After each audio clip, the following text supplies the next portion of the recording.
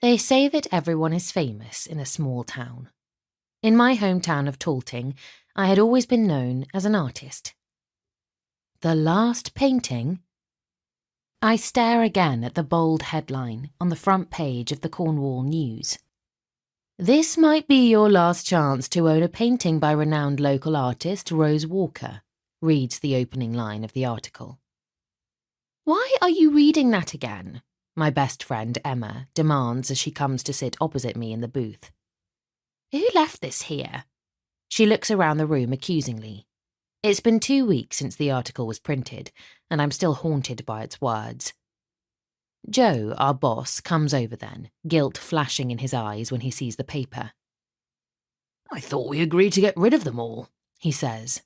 I just can't forget it, I say, thinking back to the young journalist interviewing us all in this very bar a few weeks ago to publicise our town's annual Easter Fair, which takes place this Saturday. Emma snatches the paper from my hands. I still can't believe the nerve of him, she says. I don't need the paper in front of me to remember the words. Ms. Walker hasn't painted anything new in 2 years, and it looks unlikely we will see any work in the future by this talented woman, so head for her stall at the fair and grab an original Walker before it's too late. I'm sorry, Rose, Joe says for the 100th time, looking at the paper fearfully. I only wanted him to know how proud I am that you're taking part in this year's fair with everything that you've been through. How proud we all are. He twisted everything you said, Emma says indignantly, trying to console him. I know how bad he feels about the article. She screws up the paper in her hands. We are all really proud of you. This article doesn't change that. 2 years ago, my world changed forever. I was no longer known in Talting for being an artist. Instead, I became known for being something I could have never imagined, a widow at the age of 24.